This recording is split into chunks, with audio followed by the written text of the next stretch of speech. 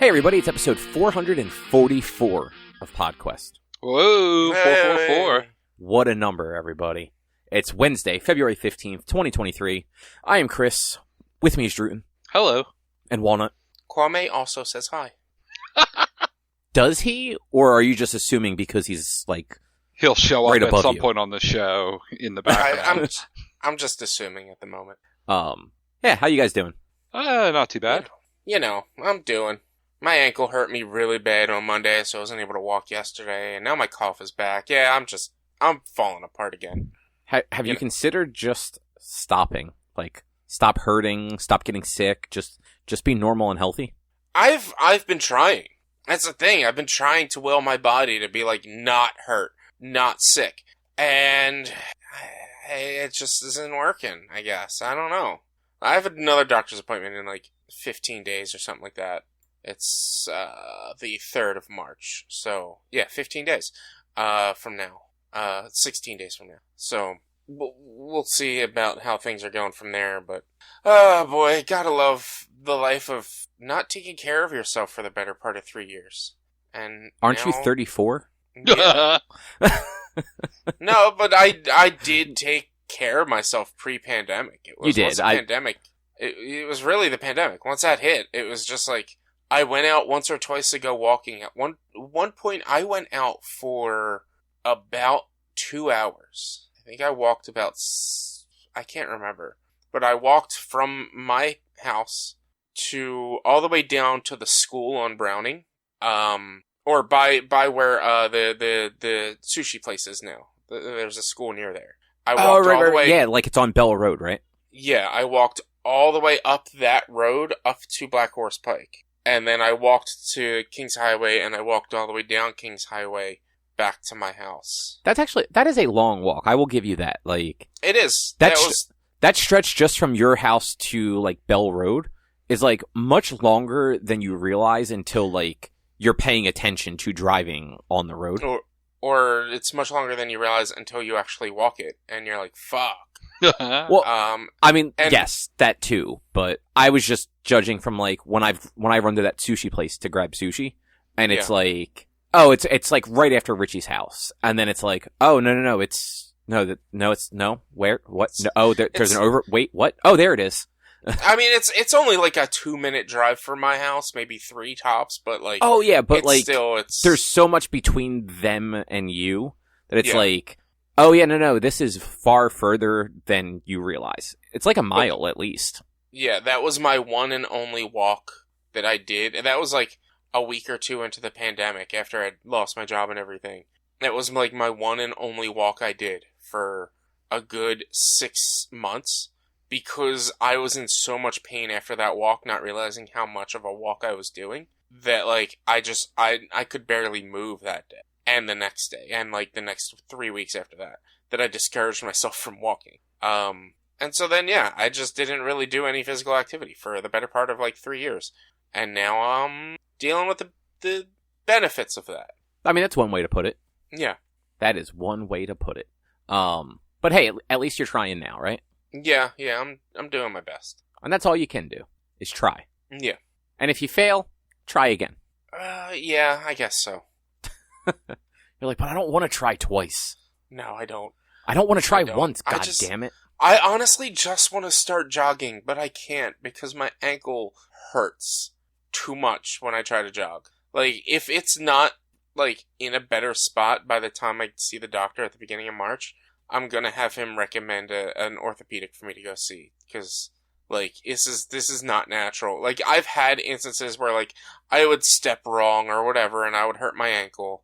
After surgery, like, post-surgeries, there would be instances where, I would hurt my ankle somehow, or I would step wrong or whatever, and I would hurt myself. A day or 2, maybe 3 tops before I'm back to normal. But this is, like, if I walk more than a mile, or if I walk upwards of a mile, I start to feel pain.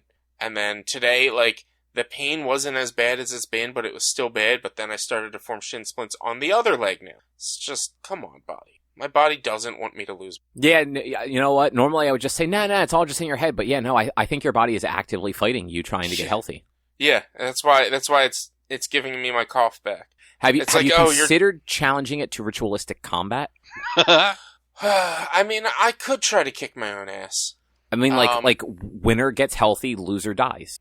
Yeah, I could try that. A Fight Club scenario right here where I'm the narrator or Tyler Durden. I could try that. I mean, just make sure you record it for your stream, right? Yeah, absolutely. It would only be on stream. It would be like the biggest boxing event of the century, even bigger than the next Creator Clash, because, yeah, you don't need Marisha Ray in this boxing match. You just need one person fighting himself. I mean, have you thought about like throwing your name in the ring for the next Creator Clash? I mean, I could try. I could definitely try. Just be like, look, I don't even need an opponent. I will just punch myself in the face repeatedly for your pleasure and my own. Yeah, I mean, that might work. Look, you might get some views out of it. I think I'd get a handful. At least 2. Yeah, maybe 3. Now you're pushing it. I think 4's pushing it. You know what? I'll give you 3. Yeah. I will give you those 3. Thanks for those 3. No problem. And but anyway, you won't be one of them. That's the thing, though. You won't be one of them. You stream at night. I'm not watching fucking Twitch at 7 o'clock at night. Are you out of your goddamn mind? It's the only time I can stream. Well, get a job where you can stream during the day. I honestly, because I've been looking for jobs, and I know this is going off on another tangent, I've been thinking about looking into, like, part-time / retail-esque jobs that see how much I could get paid and how much they would pay me, and seeing, you know what, if I'm working 4 to midnight or whatever night shift and streaming day shift, I thought about it. I really have. I mean, it's a bad time, but I can understand why you'd think about it. Yeah. But anyway, what's on the agenda? So we had our book club this week, Interstella 5555. I started playing Jedi Fallen Order. Cobb, you read Dark Web. It's a Spider-Man X-Men series. I watched all of Vox Machina, Legends of Vox Machina Season 2. I don't know if anybody else did. And Cobb, I assume you watched Daybreakers, a series that I've been wanting to actually watch since it's been on now. Yes, that was me. Did you think Drew watched something? Yes, it was that me. I watched. We didn't force him to watch. Actually, I'm sorry. I assumed that Drew read Dark Web. Yes, that's actually the X-Men correct one. comic. Though legitimately, I would read that unless Cobb says it's bad. But Spider-Man and X-Men sounds fucking dope. I have X-Men, complaints. though. I have complaints, but it has nothing to do with the quality of the story. Well, fair. It's X-Men, Drew. Like, X-Men are Spider-Man, the sure. fucking greatest. What are you talking about? You're not wrong. But have you ever heard No, Cobb, you're both wrong. Like, no, let me finish. You're not wrong. X-Men are the greatest. But have you ever heard Cobb say any good thing about an X-Men comic?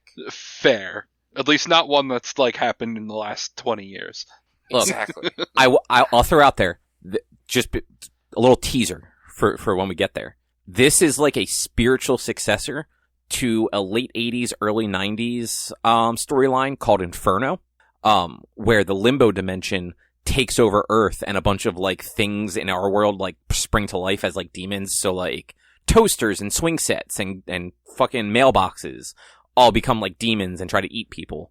And it's the antagonists are Madeline Pryor, who is a clone of Jean Grey that Scott married after Jean died, not realizing she was a clone because he's a fucking moron. Uh-huh. And Ben Reilly, a clone of Peter Parker.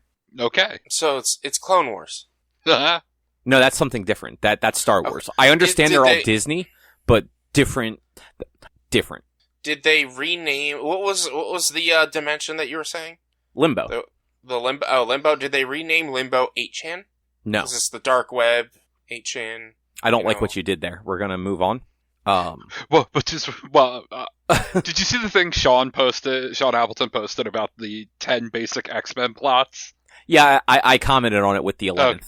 Okay. And it's not wrong. Like it is accurate. If you really look at any X-Men plot, you can tie it back to one of those 10 things. Yeah. But yeah, how about this Interstella 5555? Interstella 5555. So if anybody who didn't watch it or who didn't go through the loops to watch it, it is the movie. It is the anime movie that uses Daft Punk's Alive. I think that's what the soundtrack is called. I can't remember. They showed it at the very end. But one of Daft Punk's albums as like the music and backing track of the movie, but there's no dialogue, there's minimal sound effects, it's just the soundtrack and the animation, which I thought was cool. I was a little let down that, like, they didn't merge the two together much. That explains a little bit why, like, I watched it twice and I don't have any idea what happened. Nothing. It's an anime music video. Like, nothing. It's an hour and 5 minutes. It's probably about an hour or just under an hour long anime music video. It's an hour and 5 minutes in total, but I can't remember how long the credits were. I think it was like I literally just watched it before we started. I think it's like an hour and 2 minutes. Yeah. Yeah. That's why I watched it twice, because it wasn't that long, and I finished it once, and I'm like, I don't know if I watched this or if it was just on and I spaced out. So I watched it again, and then had the same, like, realization at the end, and I'm like, I don't think anything happened.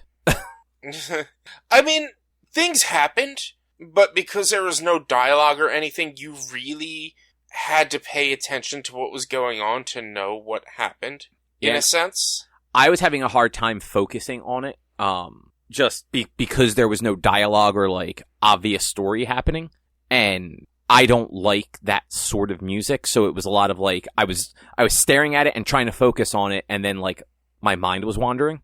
Mm-hmm. Same. Yeah, I will say, I did not realize that Yu-Gi-Oh! Had a prequel. Yeah, I get it. Yeah, it was totally like Yu-Gi-Oh! Art, because I think it was Toei who did the art. It was. No, it was. That's who opened it. Yeah. See, looking at it, I feel like the art, like the animation and all, felt older than it was. Yes. I also agree with that. 100%. If you told me this was 80s anime, I'd have believed it, but it was I was even going to say, like, just 2003. early to mid-early 90s. Like the Yu Yu Hakusho, some of the 90s Gundam stuff, like, it just kind of reminded me of that stuff. Just less spiky hair and big eyes, but, like, in that same, like the animation quality and style and all, just, like, reminded me of that, not the early 2000s where I think of, like, Inuyasha and Gundam Seed and any number of other things that kind of, like, started at, like, the tail end of the 90s and, like, ran into the early 2000s. Mm-hmm. And, like, it's a little harder for us because a lot of the anime that, like, we had access to at that time were slightly older. They were things that ran in the 90s and usually were done before the 2000s.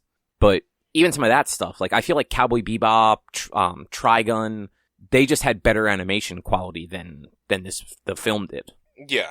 And it's just, I wish there was dialogue. Like, it was, the music backing was cool, but like I said, some of it just didn't really feel like it connected well enough. Or even, like, subtitles. I would have taken subtitles. Subtitles. Some like a silent sort of, movie. Like, like some sort of way to express what's going on more than just having to watch it. Like, because on occasion, the music would give you the feel of what's going on. Like, you would get a sense, like, based on the music, it's like, it's a slower part. It's like, but like, it's still like, the one thing that drove me nuts was when they were doing Harder, Better, Faster, Stronger. The robot arms that were, like, taking off their clothes and stuff weren't moving to the beat. And I feel like if you're going to do something like this, where your whole movie is based off of the music that's playing in the background, and you're supposed to get a sense of what's going on based on the music, you need to move the world to the beat as well. And so I just feel like it kind of fell apart because things weren't moving to the beat. Things weren't moving to the music. The music was just there. Yeah, it's like they wanted it to be like a Fantasia. Or like I am assuming that. And it's just that they missed, like, what made Fantasia. I also, like, this did help kind of, like, confirm for me that, like, I really dislike EDM and house and stuff like that. Mm-hmm. Like, I would rather listen to Gregorian chants on loop. Gregorian chants are fucking great, man. I know, but, like, there is not a lot to them generally. Would rather have those on all day, every day, than ever listen to any extended dance music ever again. Oh my god. He needed to get 5,555 gold records. Wait, is that what the story was? Yeah. I'm going through the synopsis, and one of the things, like, they had mentioned 5555 a few times in it, and, like, one of the main things is he needed 5,555 gold records in order to rule the universe. I did not catch that. And so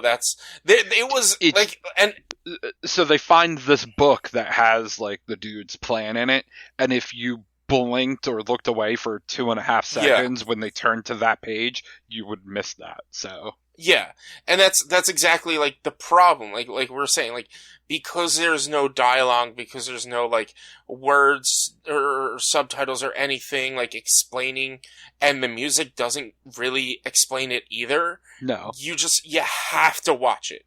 You have to focus on the show, and the music is just in the background. And like you said, the music isn't really in sync with the animation. Yeah. So it's hard. It is legitimately hard to focus on something like that because you're trying to both hear this music and pay attention to this animation and try and, like, piece together what's happening, but the two things conflict with each other so hard. Yeah, and so, like, I was sitting there, I was bopping to the music, I was enjoying it, but, like, I did not realize that he needed 55 gold records. Like, I realized he needed a gold record, which is why he kidnapped I didn't even pick that up. Like, he needed a gold record. To rule the universe, he needed some disc of gold or a gold record, which is why he did all this. And, like, I noticed that, but I didn't realize, like, he needed 55 or 5,555 of them or anything like that. I love the hero gets, like, his chance, but then just dies. He's just like, yep, alright, he's dead. Like, they weren't able to save him. The hero comes, rescues them, and then he's dead. Mm-hmm. Yeah, no, that tracks. Yeah. But they were able to put up a statue of him, but at least he was able to meet his love once, which I'm still confused. And, like, maybe if I read the plot, like, was he just a fanboy? Or were they, like, did they know each other? Because I got a feeling that, like, they didn't know each other, and he was just a fanboy, but they fell in love at first sight when they met as he was dying? I don't know. It didn't make sense to me. Is it in the synopsis? Because, like I said, not really. I didn't pick up any of the stuff you're saying, and I, like, having watched it twice. I didn't think to look on Wikipedia and read the synopsis. Like, that never dawned on me. It probably doesn't really explain it. I'm not gonna, like, because the synopsis is long. It's a good, like, maybe, like, 6 or 7 paragraphs, which to me is long on the internet. It's insanely long for a thing that in an hour doesn't actually tell you anything that's happening for the most part. Yeah. Like, the entirety of the, like, explanation of the plot happens in about 6 seconds when they're looking through the book near the very end. Oh. Like, at least in, like, the actual thing. It's like, oh, they found... Yeah. Oh, this is why everything is happening. Okay, done. Yeah, I was also let down. I was expecting before they left Earth to get some sort of, like, Akira-style battle or some shit like that, and not just them launching off, and then the magic of the CEO following them into the wormhole, and then the hero saving the day because his spirit was still alive or some shit like that. I was hoping some sort of, like, actual Akira-style, like, fight or sequence to happen, because that's a lot of what some of the art made me think of as well, was Akira. And like you said, like, it felt older. And Akira is, I believe that's the 80s or 90s. Yeah, late 80s. Yeah. But Rich, have you ever watched Akira? I have. I have seen Akira. I actually have a copy of it, I think. How long ago did you say it? Years. I was still there. A friend I no longer talk to let me borrow it to watch it. And I don't talk to that friend. Well, I watched it, but I just never got around to getting it back to him, and then he stopped talking to me. And that was, my grandfather was still alive at the time that I was friends with this dude, so... Oh, wow. It's been years, yeah. So I might still have it. I only recently found out that Johnny Young Bosch does the English dub for that. I think I watched it in subtitle. Which, I mean, that's valid. I had just seen it the other day that, like, I think I was looking at his filmography and saw it in there. I'm like, oh shit. I didn't realize that. Akira's great, though. We should watch Akira, guys. Well, is there anything else you want to say about Interstella 5555? I thought it was fun, but it was also like not what I was expecting, and it was fun, but it was a little bit of a disappointment, if that makes sense. Yeah, I don't feel like Daft Punk's music works for what they tried. I mostly agree with you that I don't think their music is good. I'm indifferent towards Daft Punk more than anything else, but like their music does not have lyrics generally to like have a story. It's not like fucking Coheed, where they could do this with Coheed and not actually have like dialogue, and it would still probably work because you could get most of the story from the lyrics and the music. That is true, and because all of their albums tell a story, it 1,000% fucking story, works. Yeah. And not just sound. Like and that's what a lot of this was, where there were instances where it was just sound. It didn't even feel like music totally. It just was sound. And it was just like, well, what's going on here? Like, why are they in a heist? How did they know to be in this heist? Yeah, at least like for what it's worth, I'm not gonna mince words. Like I did not have I got no enjoyment out of it, but I also didn't actively dislike the experience. Like, yes, the music was absolute garbage, but like the animation wasn't bad. It was just it looked older than it was. Yeah. And like it wasn't like watching some of like the actually bad stuff. Like Jingle All the Way 2 or Silent Hill or that fucking kaiju movie. Like Gamera. Yeah, that one. Gamera. Like those were all bad experiences for me. This was just like, oh, I see what they tried to do here. It doesn't work. Like I will say I was 100% happy that it wasn't like The Wall, because I fucking hate The Wall. See, I only saw The Wall once, like 20 me too, years and ago. I hated it. I didn't hate it. I don't remember it at all. I remember Vogel coming over to our house. This is when we were still living with my parents and everything. Coming over, it's like, oh, this is the greatest thing ever, you have to watch it, and puts it in, and I'm sitting there for however long it is, hour and a half, 2 hours, and I'm just like, what is this? I hate this. This is stupid. I also don't like Pink Floyd and think they're overrated, but, I mean, that's probably part of the reason why I hated it. I mean, yes, that tracks. Yeah. That definitely tracks. Also, it was a thing that Vogel came over and forced you to watch, which kind of, like, automatically puts a bad taste in your mouth. And you were also probably, 15, 16 at the time? Which, I mean, I'm just as mature at 15, 16 as I am now. Come on now. But I feel like you were more willing to, try things now? A little bit, yeah. I mean, I think I was more willing to try things back then than I am now, but also at the same time, I don't know, it depends. It's 50, but yeah. Yeah, I saw it when I was 18, 19, and I was with 12 people that were high out of their mind. Yeah. So they were fucking loving it. Exactly. So it was just a very amusing experience. I just don't remember it. The best part was my dad came in after we got done and what are you watching? Oh, we're The Wall. Oh, this is great. And I'm like, I know what my dad did back when he was a kid. Did drugs. Well, yeah. Didn't everyone's dad do that? Pretty much. Probably. That's what the 70s were there for. I mean, I've seen pictures of my mom drugged up. I've never really seen pictures of my dad. It's because your dad hides it better. Probably. Yeah, no, I could see that. I could definitely see that. Your dad just high out of his mind. No one can tell. Yeah. Oh, well, do you guys want to move on to what the next book club is going to be? Sure. So don't forget to ask Drew if he got something before you say what you got.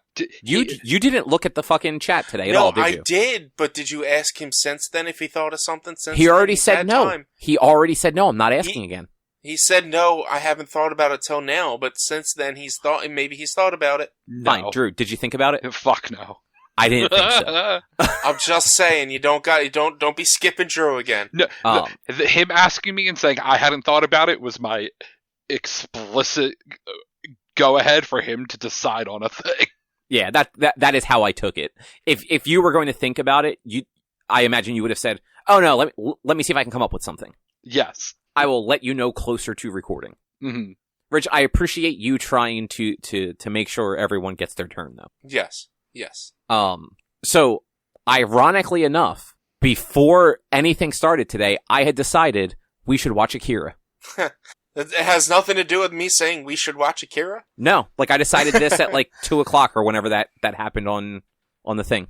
Nice. Where is it available? It's on Hulu, both sub and It is dub. on Hulu? Okay, cool. I believe I have a copy of it, but if it's on Hulu, that's just going to be easier. Yeah, it was like, we just watched this anime thing. I'm like, man, this was a letdown. We should watch like a good anime thing. I was trying to think of like anime movies that weren't like the Dragon Ball movies, essentially. Because, like, there aren't a lot of just, like, well-regarded standalone anime movies that I could think of. And it's like, I'm not going to have you guys watch, like, a Naruto movie or a Fairy Tail movie when, like, Rich, like, you've at least seen Naruto, you could watch those movies, but, like, Drew hasn't watched them. Like, it would be stupid to make you guys watch, like, a 90-minute thing that made no sense to either of you. Yeah. So instead we'll watch Akira, and it'll make no sense to any of us. Yeah. Sure, have you ever seen Akira? I have not. Oh, man. I've actually never seen it either. Really? Yeah. I'm shocked. I saw it once. I heard people say that it was, like, fantastic and talk about it, and let me tell you, you're right. I still don't understand what goes on in this fucking thing. But it's great. The art is fantastic. Just keep track of how they do, like, lens flare. It's amazing with how they're, like, how cars drive and stuff like that. It's so good. Yeah, I mean, there is a reason why over 30 years later, it is still regarded as one of... It's not even regarded as just, like, a good anime film. Like, it's regarded as a good film. Yeah.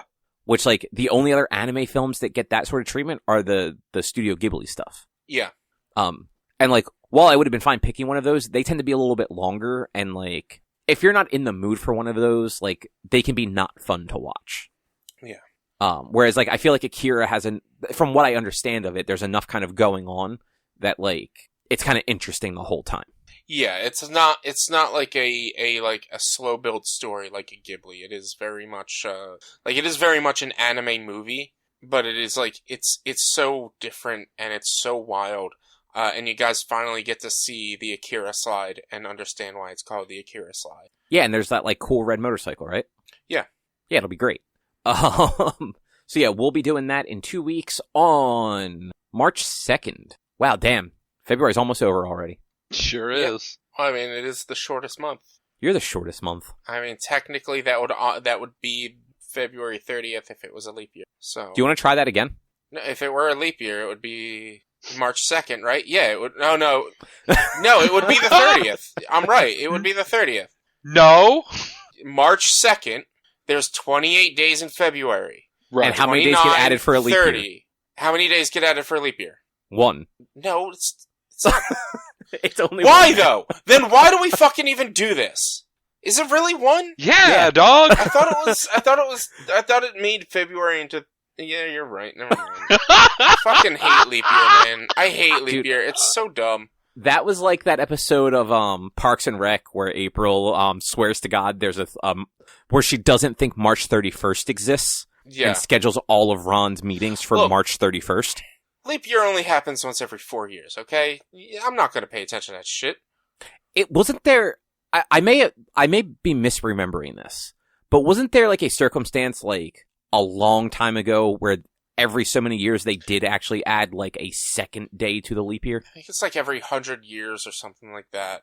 Because like the cycle gets just out of whack enough that like there is a February 30th. Or it's every 100 years. Either every 100 years we don't do a leap year. It's every 100 years we add an extra day or something. Okay, so I just Googled, is there ever a February 30th? It definitively said no circumstance. I think in like older calendars there were weird things about leap days or whatever they considered, but it used to happen in some calendars, but not the Gregorian calendar. Yeah. There is no leap year if the year is divisible by 100.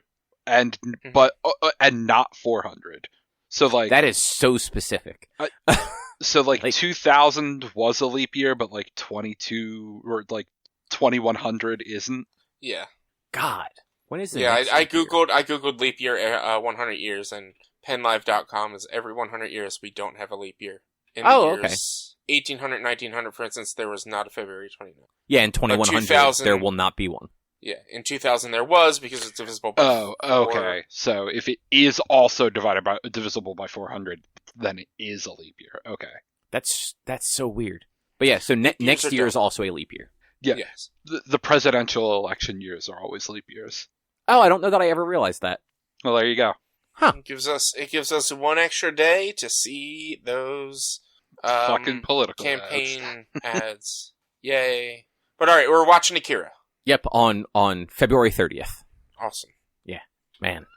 That's fine. That's fine. I know what I did. I'm not gonna You know what turn though? back on it. At least you were like adamant about that, and you're just like, no, it makes zero fucking sense to add 1 day every 4 years. It has to be 2. There's no conceivable way that the world would only add 1 day every 4 years. It's dumb. Leap years are dumb. Okay. No, they are. They are 100%. They are the dumbest fucking thing. You know, it's just dumb in general. Time is just fucking dumb.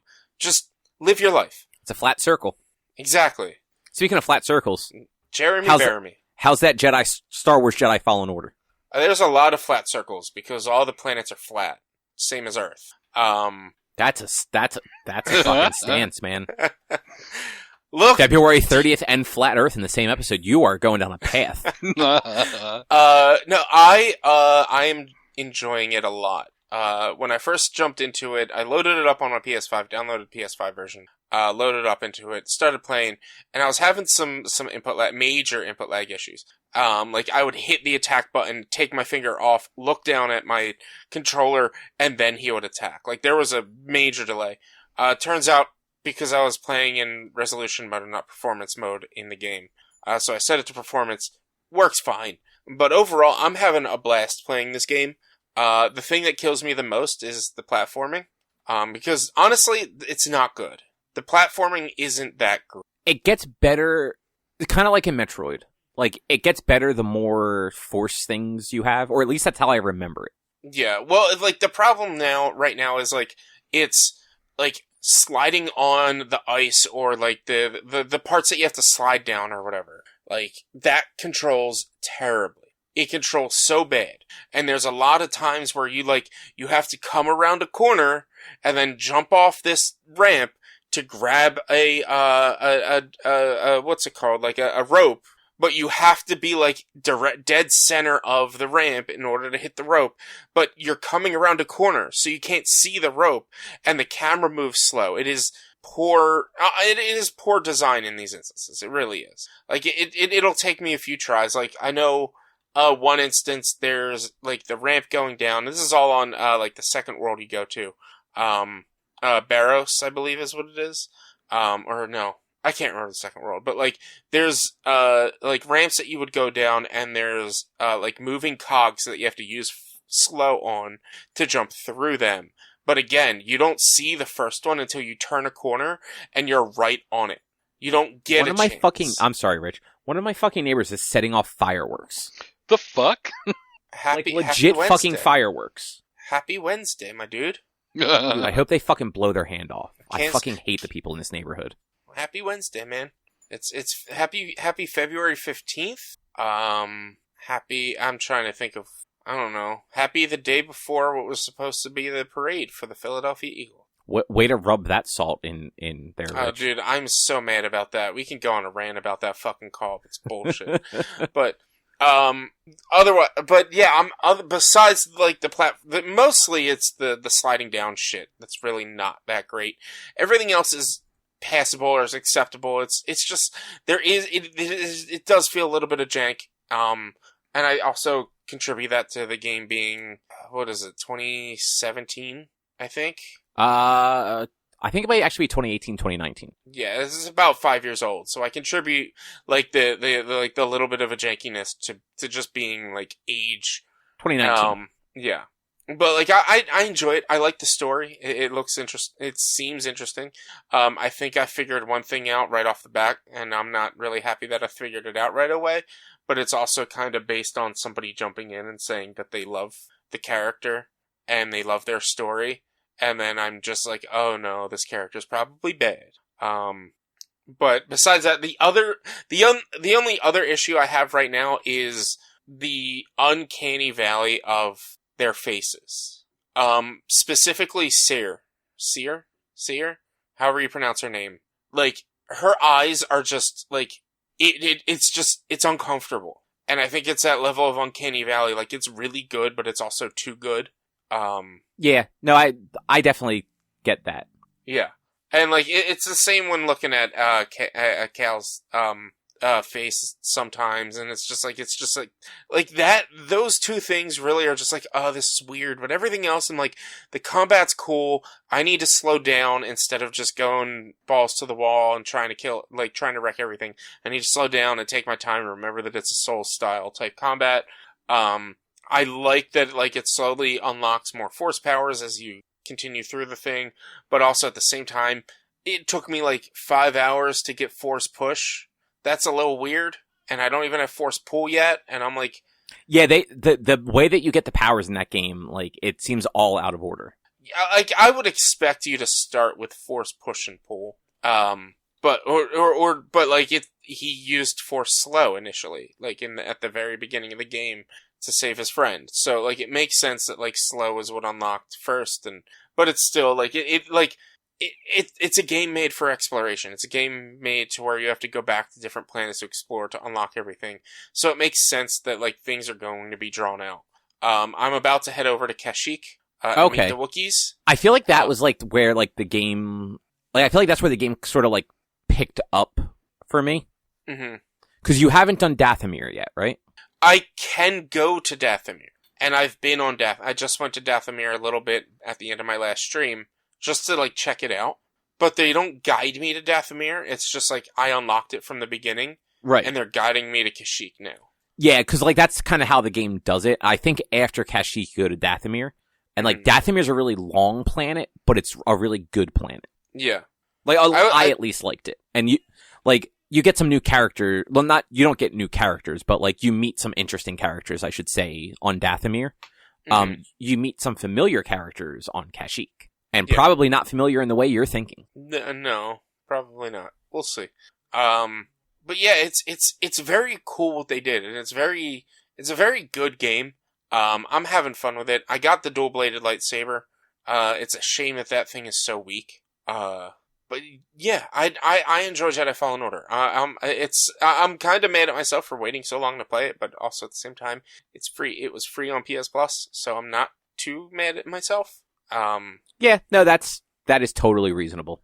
But yeah, it's a good game. It's hard. I was playing on the easier difficulty because, like, of course they have story mode, and then it's because they don't name it easy, medium, and hard, and it's story, then Knight, Master, and Grandmaster.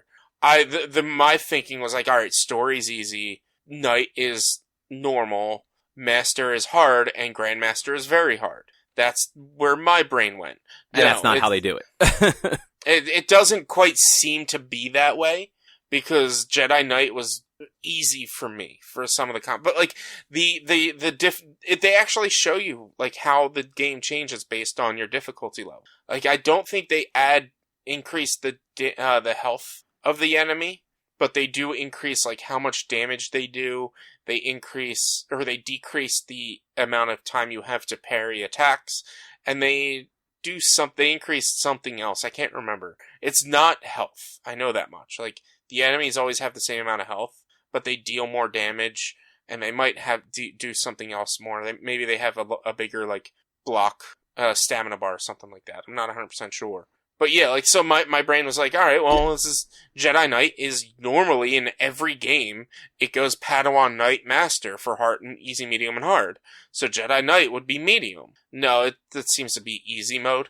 Story mode is just, like, super easy, and then easy, and then it's, so, like, I played a couple of I played the first world on Knight, and then I was like, this is too easy. I'm gonna up it to Master.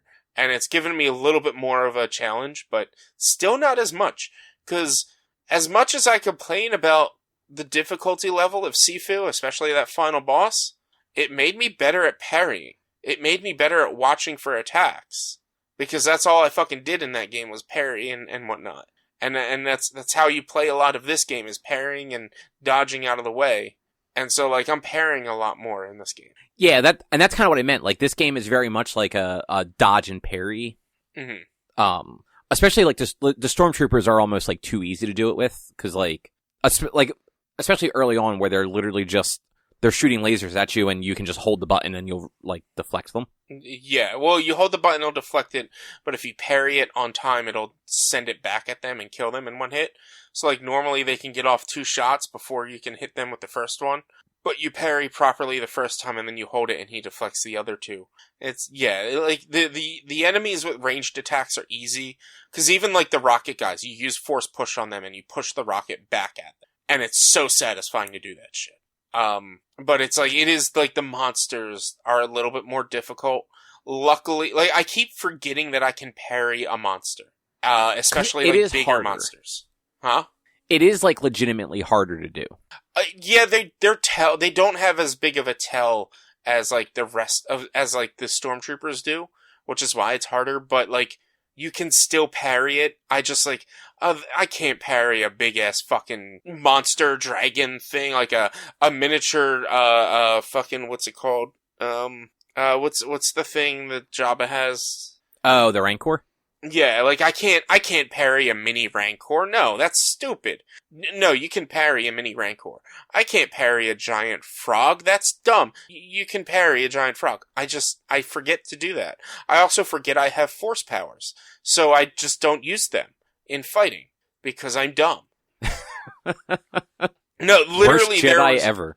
There was so on the first planet you go to, when you go back to it after getting force push, there's a like a little bit of a push puzzle that you have to do to get an additional stim for BD1 to be able to heal you when you're in combat. I forgot I had force slow, and you need to use a combination of push and slow in order to do this puzzle. So I'm sitting there doing it for like 10 minutes and just trying to push this ball into this spot, and I can't figure it out. And somebody's like, yo, you remember, you can slow it as well. I'm like, oh fuck, that's right. R2. Shit. Because it's like your force powers, R1 is push, R2 is slow. And I just kept forgetting that I have that. And so when it comes to combat, I forget I have slow. Instead, I keep trying to just push things off things when I could slow them down and then attack them. But I forget. I constantly forget that I have force powers. You should get better about that. You know what? I should. I should. But the sword fighting combat, like, the combat in general is really satisfying. Fighting a trooper who has, like, the lightning stick thing, the stun baton that can deflect the lightsaber, fighting one of them as they're blocking and you're bouncing off of them, like, it's so satisfying to do that. I can't really explain why it's satisfying to be deflected, but it is. Yeah. No, like, I agree with that. Once you get, I think it was Kashyyyk, they have, giant spiders that I found very hard to, like, parry and stuff, too. Okay. Like, I ended up just full on, like, avoiding them most of the time. Just, there wasn't really anything good about fighting them, and, like, they were just a huge pain in the ass. They did, like, the stupid, like, web sticky stuff. Every once in a while, you'd find one that would, like, start a fight with some stormtroopers, which was cool, but I would usually just try to avoid them altogether. Mm-hmm. Makes sense. Sometimes you find those monsters, you're just like, I don't want to do this right now. Yeah, like, I don't have to fight you, so I'm not going to. Yeah, like, there was, for me, I would always try to avoid, right now, it's like the little ram guys. Because, like, all they really do is charge you, and you can't parry that charge, so you have to just dodge it, and then close in on them and attack them, and then dodge back away. And I've gotten killed a few times from them that, like, I'm like, you're over there, I don't need to fight you, I'm not gonna go anywhere. But, like, if I see troopers, oh, you're dead. You're dead, I'm gonna kill a trooper. At the end of, one of the maps, or the second planet you go to, you fight an ATST. And after you fight the ATST and you take it down, the pilot of the ATST crawls out. And I sat there and I'm like, alright, I'm not gonna attack you. We should, like, take him in and interrogate him or some shit. No, the fucking idiot shoots at me and I parry it and kill him. I'm like, I'm sorry, bro. You attacked me first. I didn't want to kill you. I was trying to go light side. But, like, obviously there's no actual, like, light side, dark side meter in this game. I think they should be. There should be something like that in this. But yeah, I was just like, sorry, bro. I didn't want to kill you. You shot me. You're an idiot. Yeah. Sometimes you have to. Yeah, I mean, he shot at me. There's nothing I could do. I had to defend myself. Which, like, it's self-defense. Exactly. But yeah, I'm enjoying Fallen Order. I'm hoping to get this done within. I don't know how long the game is. I'm hoping to get it done in the next 2 weeks. I'm hoping to get it done before March. And then jumping into Tales of Arise. But it's going to be a while because I've been looking into the game Wild Hearts, which is very Monster Hunter-esque. And I've been wanting. I'm thinking of getting that, but also at the same time, I don't want to pay full price for it. And it comes out on Friday, so I'm like, I'm in no rush to pick that. Yeah, you know what, I get that. I think by the time you finish, though, you're probably going... I think you will end up liking it more than maybe like you are right now. Not that you don't like it right now, but I think like I said, I think Kashyyyk is really where like the game sort of like finds its groove and clicks. Yeah. Because I kind of like played off and on up until that point. And then when I hit Kashyyyk is when like I kind of just played the rest of the game fairly quickly. So there's that. Yeah. Well, we'll see. I'm trying to like figure out my stream schedule. Since this is a longer game, I feel like playing it only 3 hours a day, 3 days a week isn't going to be enough. So like initially I was going to use Sundays to play something like play Monster Hunter or something, but I think I might use Sundays to do long streams and play this a little bit longer, just to give me that little added extra time to get into the game and be able to like do more than just sit there and play for 2.5, 3 hours and then, all right, I'm done. Even though I want to keep playing, it's just late. But, or, I mean, just like, you know, play until 3, 4 in the morning, stream the whole time, stumble to bed for like 2 hours, and then wake up and go to work. You know, I've done that, and it's not fun. Sometimes, it depends on the game, but it's not fun sometimes. Because, like, your viewers start to fall off because it's getting so late, and then you're tired and grouchy, and so it's just, playing much later than, like, 11:30 for me is just not fun. So, I might start pushing from instead of 10 to 11, but it's just, I've been super tired the past few days to play much later than 10 o'clock. Yeah. I mean, look at me and Drew. We don't play games past, like, 10 o'clock. You guys don't play games. I play games plenty. It's not totally wrong for me. You guys don't do anything after 7. Oh, look at it. It's your bedtime. We gotta wrap up. I mean, look, we are like 2 hours away from my bedtime. You're not lying. But how is Dark Web? I am torn, like Natalie Imbruglia. I don't know what that is. I you know that's fucking a cover hate song? You. Yeah, she is not the original singer of it. I didn't know that till like recently. I was like, oh shit, how about that? Rich, do you really not know the song "Torn"? He'd fucking know it if you heard it. Probably, but I don't know. Like, it was all the rage in 1998. Who does it? Natalie Imbruglia. I mean, she is the most popular. There's also a Neck Deep cover of it. How does it go? And now, of course, I'm drawing a blank on the words. Hang on. See, you don't know it either. I have the tune in my head, but the fucking words aren't coming. See? I thought I saw a man brought to life. He was warm. He came around like he was dignified. He showed me what it was to cry. This is your interpretation of how it goes. This is not how it actually goes, and so this is zero. You don't know that. This could be how the original song goes. We don't know. We only know hit. You don't even know what the song Australian is. You don't singer. know he's wrong. Look, you're right. I don't know that he's wrong. But I do know that he's not right.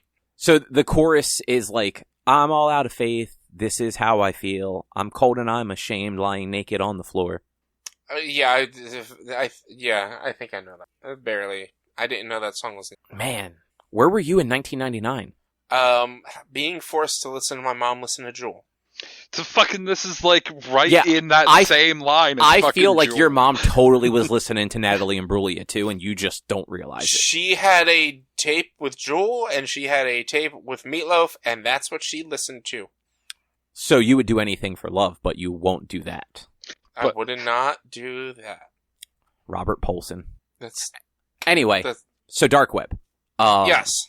I think, like, as a story, what they tried to do was interesting. So it just wrapped up 2 weeks ago. So I gave it a little bit of a buffer before, like, talking about it.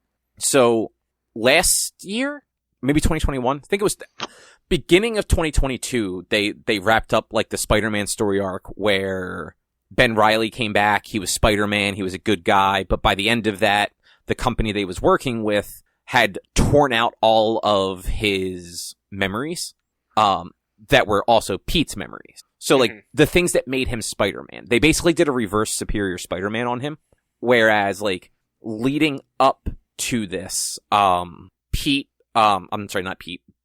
essentially has, like, he had the same, like, sense of responsibility and everything that Pete had, because up to a certain point of their lives, they shared all the exact same memories. It's the reason why they didn't know which one was a clone for a long time. And in Superior Spider-Man, that was where Doc Ock took over Pete's body, and Pete, using, like, the weird psychic thing that, like, let them do that, forced Doc Ock to experience all of Pete's memories, giving him that sense of, like, responsibility and wanting to be better, which made Doc Ock heroic in his own way. He was still, like, an asshole, but he was trying to do good for the world. In this case, they went the other way. It was, they took all of that away from Ben, so he has all the powers of Spider-Man, but none of the responsibility or desire to help people. And by the end of that storyline, he was basically brainwashed to think that Pete did it on purpose. That this other company wasn't responsible for him losing his memories, that Pete did it.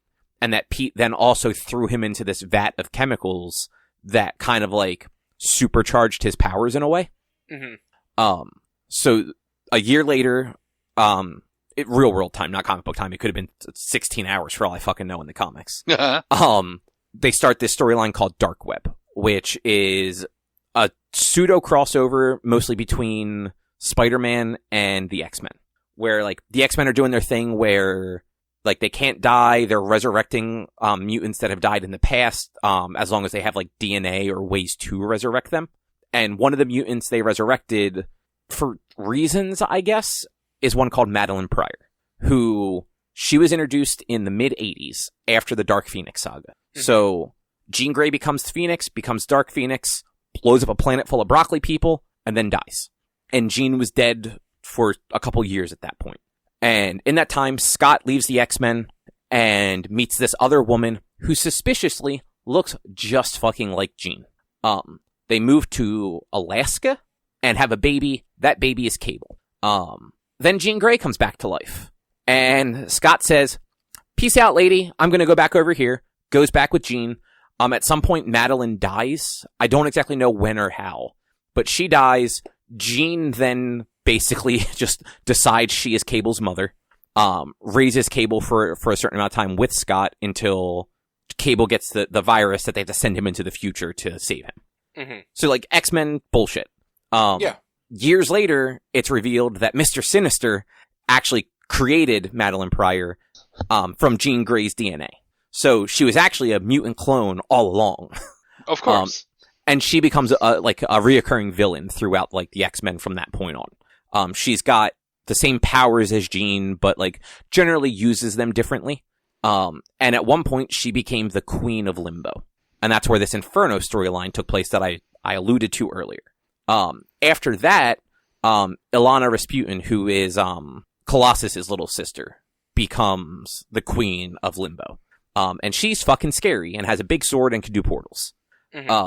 Just recently, though, like a few months ago, there was a storyline where she decided, because they resurrected Madeline, and she was, like, trying to be good, it seemed, and she wanted to go back to Limbo. Like, she didn't feel welcome on the mutant nation, so she just basically wanted to go back and, like, live in Limbo. So Magic let her. Magic gave her the Kingdom of Limbo and said, cool, like, do not fuck with us. Like, you do that, deal's off, and we'll come for you.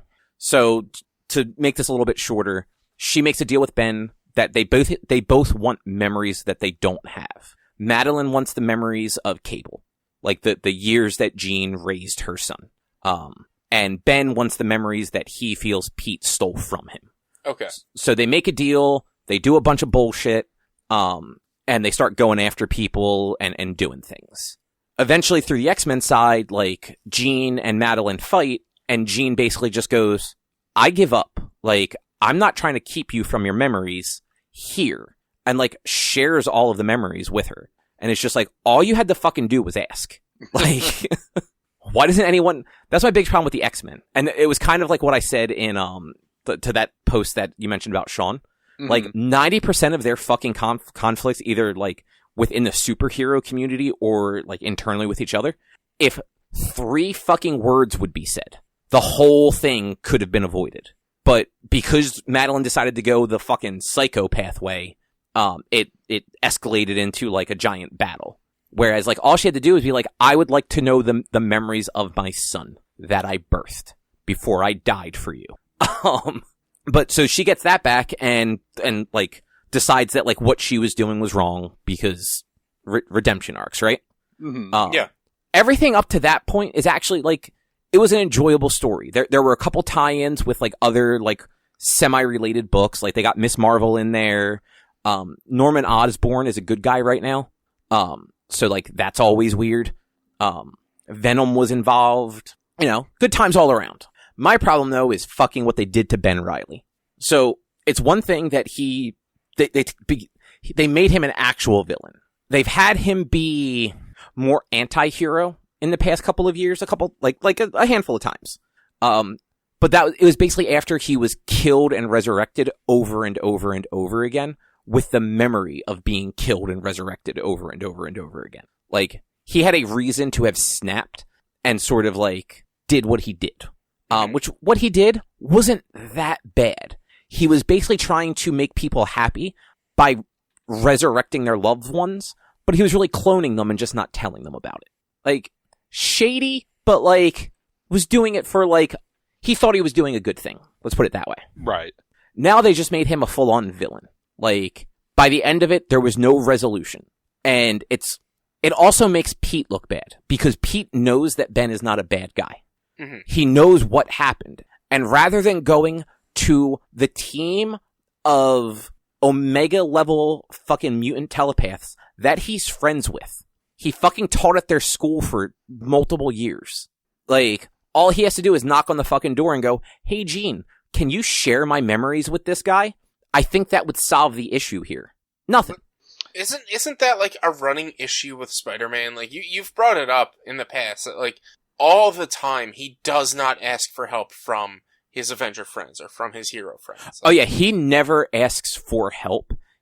And like, part of that is he doesn't want to burden people.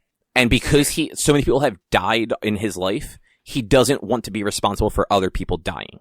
But in this case, at the end of this story, after they catch Ben, there were 2 Omega-level telepaths right fucking there. Right there. One of them is literally the one holding Ben captive in his prison thing right now. Mm-hmm. They could share his fucking memories. Like, Yeah. There's no reason they couldn't. If Doc Ock could build a fucking machine when he had no use of his body, like, Jean Grey and Madeline could have just fucking been like, oh yeah, here are those memories you want, and then Ben would have been Ben again. Yeah. He would have been fucking remorseful about it, but, like, he still would have been Ben. Yeah. And it's just, unfortunately, you can put it to poor writing for future use. Like, they want to be able to use Ben again as a villain in the future. So they're not going to do that. And exactly. And it's a bummer, because, like, I like Scarlet Spider. Like, my dog is named after fucking the Scarlet Spider. And they just keep fucking doing them dirty. They fucking killed him in the 90s, and I get it. Like, it was a heroic end. And they just keep bringing him back and fucking shitting all over him. Yeah. But, like, if it had been anyone else, like, I don't think I would have the same problems. Because I think, like, the story itself was good. It made sense. I got it. Even though it was being written by, like, multiple people across multiple series and stuff like that, it actually flowed much better than a lot of these event sort of things do. Mm-hmm. And, like, I appreciate that part of it. But I'm so bummed that they keep doing Ben dirty like this. Yeah, it's unfortunate, but it seems, and it's not, to me, it's not just Ben, it's Spider-Man in general. Like, they're writing for Spider-Man, and it's just from an outside source of not having ever read these books. Like, the writing for Spider-Man seems to be very weak, to a point of, like, there's many flaws that they could easily fix by just having Spider-Man ask for help. And, like, that needs to be a whole arc in and of itself, just having Spider-Man finally ask for help. You know what? Like, you're not wrong. And sometimes he does. Like, he doesn't always go it alone. But usually because these things are like Spider-Man books, they just don't do that. And like, I know some of it has to do with like Marvel is very like, you can use these characters when you're writing these stories. And like, sometimes it just doesn't make sense to do that. But like, honestly, like, I like Zeb Wells, who is the current writer for Spider-Man. He's a very good writer. I like the ideas that he has for Spider-Man. I've just been bummed with some of the execution, because he was the same one that wrote that previous storyline where Ben was Spider-Man for a while. Yeah. And Peter was injured. And that was the one like a year and a half ago that I was complaining about, that like Pete was in a coma in a hospital. He is family to some of the smartest humans in the galaxy. And like no one thought to ask them. Yeah. Like, and it's not like people, like, it's not like nobody involved in it knew. Two of the people that were like checking in on him in the hospital were Mary Jane and the Black Cat. Yeah. Either one of them could have gone to the Fantastic Four, Tony. Like, fucking MJ worked for Tony. She worked for him and also like lived in Avengers Tower with Pete for a while, which was owned and lived in by Tony also. Like, it's just... And even Black Cat. Black Cat literally did a favor for Doctor Strange during all of this. Mm-hmm. She couldn't have been like, hey, you're an actual fucking doctor. Can you come help Pete? Yeah. You know who fucking solved it? Aunt May. You know how she solved it? She fucking went to Dr. Octopus. Yeah. Who is a doctor, not a medical doctor. No. I don't think he is. He's not, but he's like, it's kind of like Reed Richards. Like, he is a level of intelligence that, like, he understands biology and all that stuff. Yeah. It's like super frustrating where it's like, hey, look, the skyline out that window, that's the Baxter building. There's a guy who's really smart there and could probably just fucking cure Pete right now. Or at least tell you what's wrong with him, since none of the regular human doctors seem to know. Yeah. And none of the human doctors know that he's fucking Spider-Man. You know who knows, though? Tony Stark and Reed Richards. It's ridiculous. And, like, I'm gonna stop ranting about this. The worst part is, and it's not the worst part, but it's not like they forgot that the Fantastic Four existed. Or fucking, Iron Man, for that matter. 'Cause, like, in the gap between, like, that storyline and where they're at now, they literally wrote off that during that, like, blank time period, Pete did something that now the Fantastic Four don't trust him. And, like, Johnny showed up multiple times to try to talk to him. Mm-hmm. So, like, Fantastic Four were there. Like, yeah. And then, there was a time where, I forget what book it was in, but something happened and somebody called Tony on behalf of MJ. And Tony did exactly what she needed immediately. Oh, it was Black Cat. Black Cat called him and asked for help. And as soon as he said who it was for, he's like, okay, cool, there's a whole squadron of suits, like, heading to the apartment. Mm-hmm. And it's like, why did nobody do this in the other storyline just before this one? Yeah. Like, these writers just making themselves look stupid. Yeah. Yeah. But I'm done complaining. It was a it was a fun storyline. It was, like I said, it was better than most of these crossovers tend to be. Especially Marvel's. Like, Marvel hasn't been good with crossovers in a long time. Like, it's like for every one good one they have like 4 bad ones. Yeah. This was also like a smaller one. Like, it stretched over multiple months, but it was really kind of contained to its own thing. It wasn't stretching into a bunch of other books. Okay. So, there's that.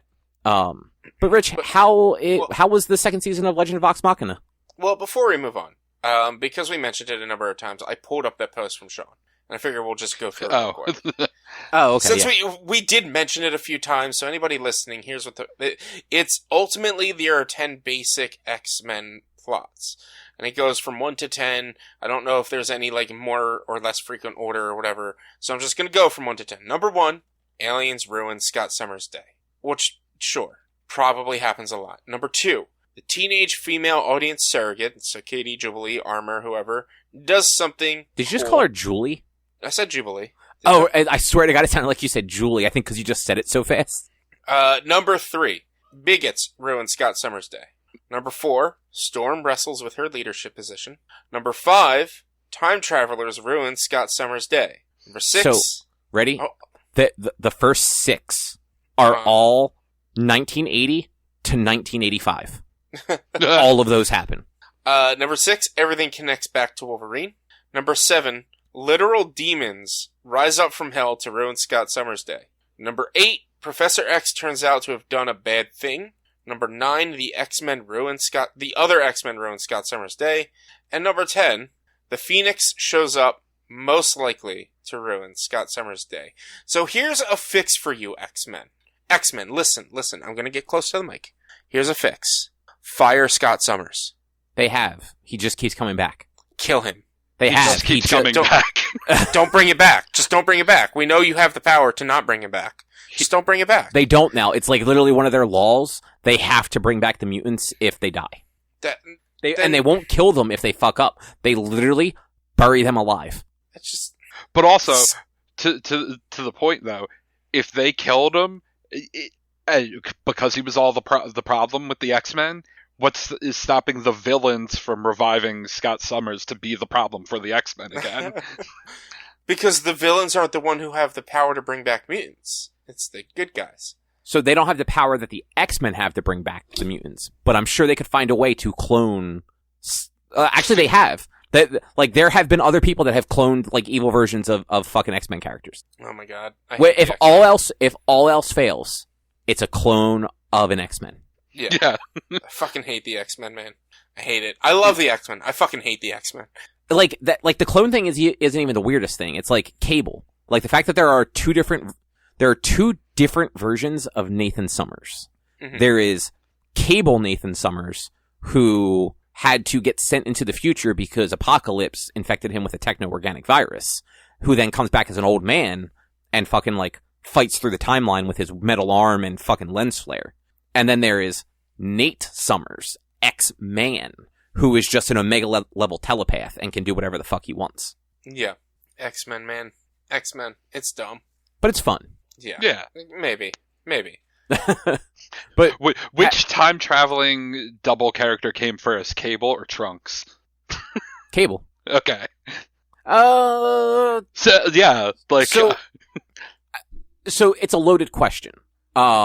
So Cable, like Nathan Summers, existed first. But I believe, like, Cable as a character, so I just double checked. So Cable as a character first appeared in 1990. Nathan Summers as a character first appeared in 1986. Trunks, I want to say, was like 80 or 91. So actually Cable might beat him even. Yep, 91. Okay. But it was it was close. It was. And that's why I stopped him, just like, Because, like, Dragon Ball Z anime, I think, was 89. I think the manga was, like, a year earlier or something like that. 2 years earlier. But you figure it was a while before Trunks would have shown up. Mm-hmm. Man, Trunks is a way better time traveler. Though, like, Cable has, like, the cool, like, I'm just going to say out loud that I'm going to move to a different place in time. And then it happens. And he has a picture of a woman on his arm that is, like, his AI and talks to him. It's fucking weird. But Rich, tell us about Legend of Vox Machina, but without spoilers, because I still have to watch it. I mean, I'm not gonna spoilers. D&D stuff happens. Let me tell you, I love this series. It's even with like the story changes and the beat changes that they did because of like time constraints more so than anything. Because yeah, you're taking 30, 40, 4-hour episodes into 24. Half-hour episodes, so you're gonna need to like cut down time and whatnot. It's still like what they did with this and the story beats they hit and the stories they tell. It's so good. It is so damn good. And the art style, Titmouse does a great job with the animation and the art. I wasn't 100% into it when they first debuted it, but like it works so well for this. But yeah, it's such a great show. They did a really good job with casting this season. Fucking Henry Winkler's in it. Duh. They also got Lance Reddick to play the lead villain, because I mean Lance Reddick plays an awesome villain, or just does everything awesome. They also got Billy Boyd to play a character who was one of the hobbits from the Lord of the Rings series. He's the less fun one. Yeah, it's yeah. So Billy Boyd, very fun.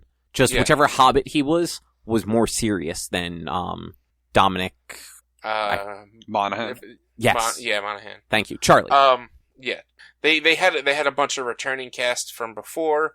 But it's just like from beginning to end, it goes, and like it kind of doesn't stop, which is good for for a show like this. Like we've talked last week about anime and how good anime was, but like one thing that like left me a little like unenthused about anime throughout this past fall season was like there were a lot of episodes where it felt like nothing happened, not even like character progression. Like watching it week by week, like some things like. Some episodes felt like zero happened.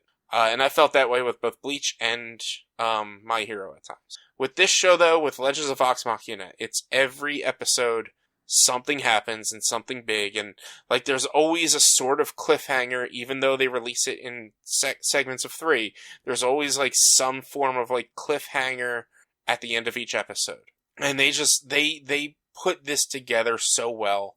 They help you feel for the characters so well. Even like they had Troy Baker playing some of the characters' dad, which he was great.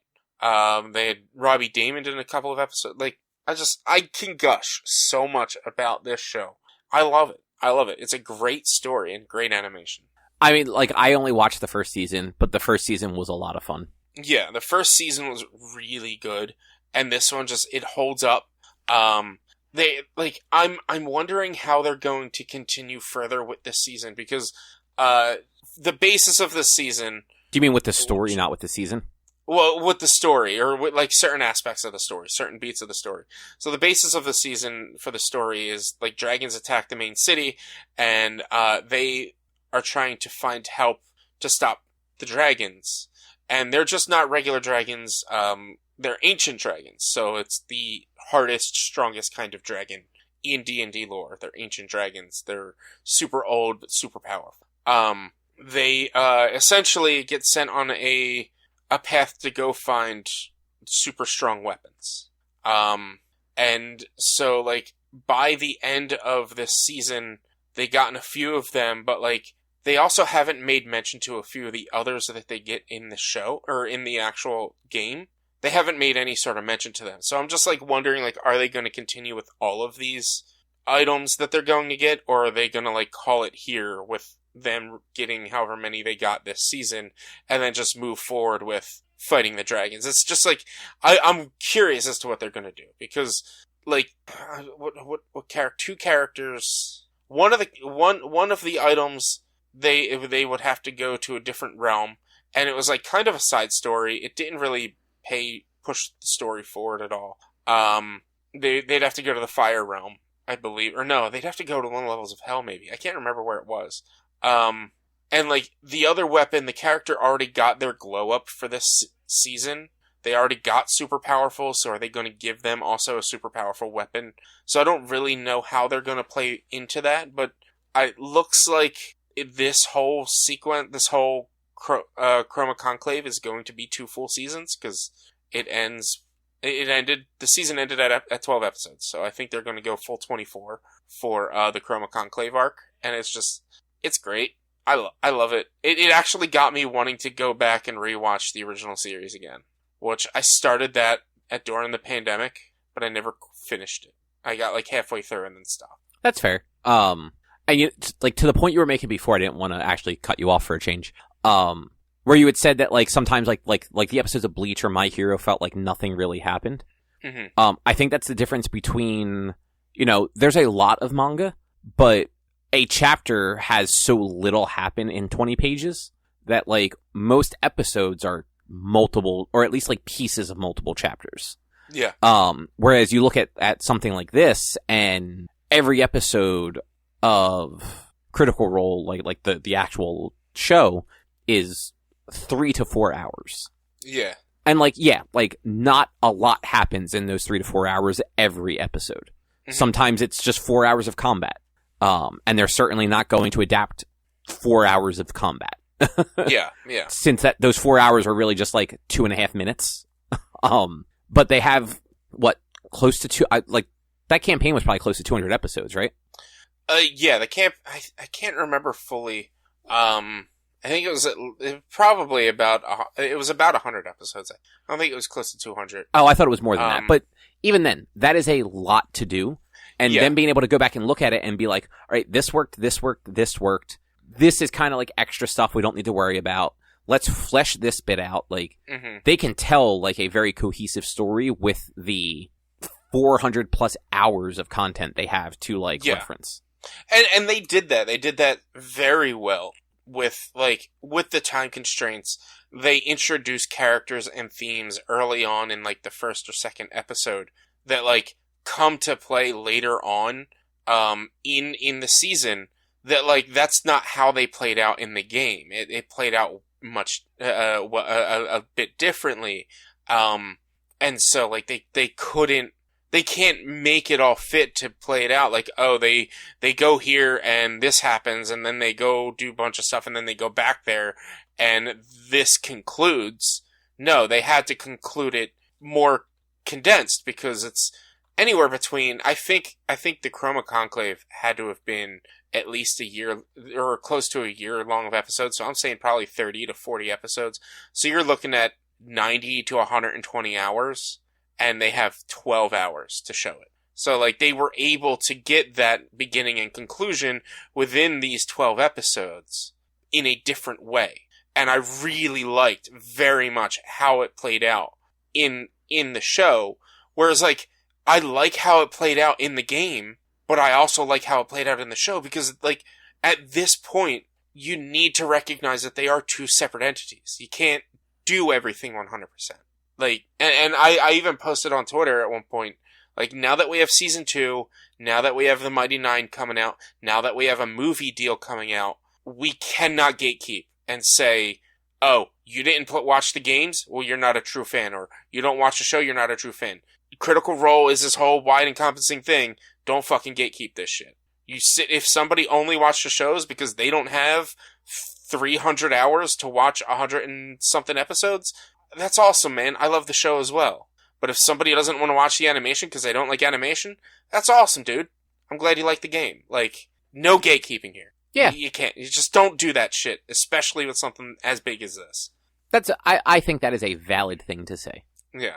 It's just like, because I can see people out, like, there's people out there that do it with Harry Potter. Like, oh, you only read the books, or, oh, you only saw the shows. Well, you're not a true, who gives a fuck? I took it in and I like it. Yes, the movies are worlds different than the books, but I'm still a fan of Harry Potter. And people can have different reasons for liking things, but yeah, gatekeeping for anything is just stupid. Yeah, don't ever gatekeep. Don't ever gatekeep. Like, if anything, like, rather than gatekeeping, try to get somebody to enjoy the part of the thing that you enjoy. Yeah, like, that was like get more fans. Don't try and limit people from enjoying something. Yeah, I mean that's it's how I am with like Monster Hunter. I understand Monster Hunter is a very niche game and is very specific to what you need to know and how you need to play in some ways, shapes. Like, it's not specific to how you need to play, but like, there is a major learning curve to Monster Hunter, and so I was always pushy to try to get people who I thought might like it, or just people to check it out, because I love the game and I want more of my friends to love the game. And so I don't sit there and be like, oh, well, you're not going to get it because it's too hard. No, I'm like, play with me. I will teach you what I know. I will help you out. Like, I will show you the way, and that's how it should be with any fucking thing. If there's a thing you like, no, you're not a good, no. Show me. Let's show each other. Let's help each other out. Let's get this fandom to be better. Yeah, I can agree with that. Except for wrestling. Fuck wrestling. Hey. Fuck Harry Potter. Okay.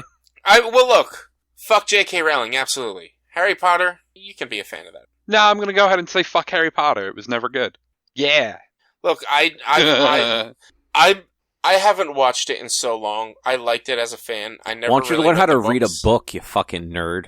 Fuck no. I honestly have no idea what I was going to try to respond with that. But like, I just decided to say fuck because I wanted to. But no, like I never had access to all the books, and you guys know me with reading. I was even more particular back when I was a kid, because like, if I was I never wanted to read something at home because I didn't really like reading, especially because we'd be reading books in school, and like, oh, I need to keep those two set. I need to make sure I'm not confusing my books and like or and whatnot. So like, I never read. So I think I had 1 or 2 Harry Potter books as a kid. Never read it and never got around to reading them. But I do own. So what I'm hearing is you're a fake fan. No, We just went over this, Cobb. I'm kidding. Went over this, mister. No, let's gatekeep Harry Potter, though. Nobody new should get into Harry Potter. I will say, like, yes, J.K. Rowling, fucking just human garbage. Unfortunately, a lot of that taint does fall onto the thing that she created. I think that series is a great way for like people to get into reading and fantasy because it is very accessible. It's a good way to get young adults into young adult books. Yeah, exactly. Like it is a good gateway for that stuff, and like if you like it, there is then a world of other things to like check out. Whether you want to stay to the like young adult realm and like maybe read something else that like is on the lower side of like complexity, like the Aragon books, the Inheritance Cycle, or like go a little deeper into something like His Dark Materials, which has a lot of fucking wild like just anti-religion stuff in it. But yeah, but Rich, you should try reading a book once in a while. I keep wanting to. I know, that's why I said it. I have books in mind. I want to read. I do want to read. I want to try to read, but like every time I'm like, I want to read, I'm like, I'm just gonna fall asleep. I'm tired. I haven't been going to bed. Like last week would have been a great week for me to read a book because I was like actually awake and everything. But then this week, mental health took a dive, and like I have not been wanting to go to bed. So like Monday, I fell asleep on the couch off and on until 4:00 and then went to bed. And then yesterday, Tuesday, it was Sunday into Monday and Monday into Tuesday, I did the same thing. And then yesterday I like actually went to bed at like 1, which is normal for me, but I'm now just behind on sleep. And I'm just like, man, there's so much I want to do. I'm just so tired. I need to sleep better. I need to go to sleep. That's what it is. Read a book before bed. Don't play on your phone. Well, it's none of that. I've said this before. I don't want to go to bed. It's not that I can't sleep. I refuse to go to bed some nights. Like, I know I'm tired, but I'm like, I don't want to work. I don't want to go to work tomorrow. So I'm just going to sit here and watch TV for a bit before I go to bed. And then I end up falling asleep on the couch off and on for about an hour or two before I actually go to sleep.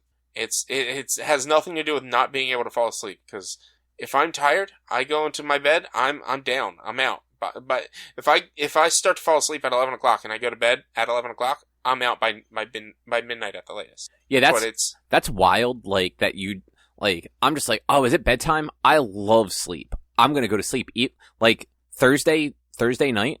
I do not want to have to go to work on Friday. I have to wake up at fucking 5:15 and drive for 3 hours each way. I fucking hate that. But like, I like sleeping. I'm excited to go to sleep. It has nothing to do with me not wanting to sleep. No, I get that. It has everything to do with me not wanting... Like, Friday into Saturday, I'll be in bed by 11:00. 100% I'll be in bed by 11:00 Friday into Saturday. Saturday into Sunday, 10, 11 o'clock. Maybe 12. I'll be in bed. Yeah. Sunday into Monday, I don't want to go to bed. Yeah, I guess I don't dread anything enough to not want to get sleep. I just don't want to wake up for work. That's all. Just call in dead. I've thought. I mean, what are they going to do? Say no? You're actually, talking to me right now. I didn't say I was dead.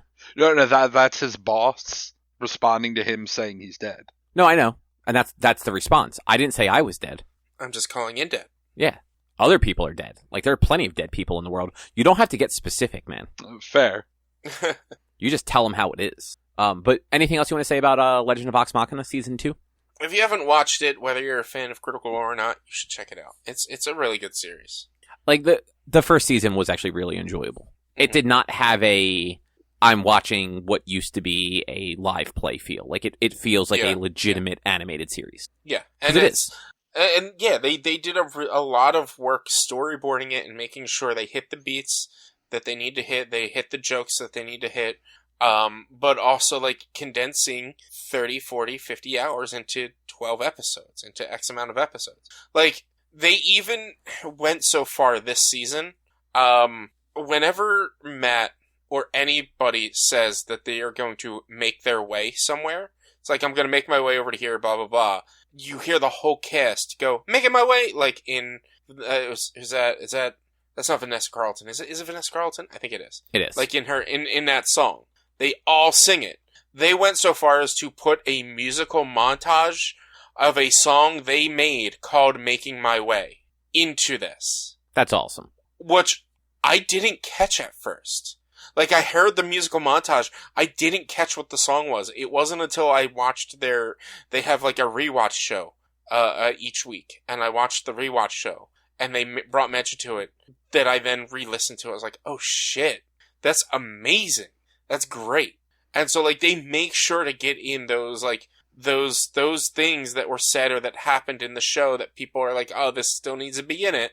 They make sure to get that stuff, those inside jokes for the show, but also make it palatable for people who have not seen the game to still be good. Yeah, I definitely agree with that. At least from the first season. Like, I have to take your word on anything for the second season. It could be hot garbage, and I won't know until I get around to it. No, it's great. Trust me, it's great. Like, yeah, they did a lot of good stuff. Well, that's good to hear. So I guess the last thing to talk about is this show Daybreakers that is on Netflix. It's a zombie show, right? Yes, but like it focuses very little on the zombies. But in a fun way, very unlike The Walking Dead. Mm-hmm. So it's actually from 2019. It's apparently based on like an indie comic. And you know what caused the zombie apocalypse. At some point, bombs were shot across the world, or dropped missiles, whatever you want to call them, that released some sort of chemical agent that melted most adults.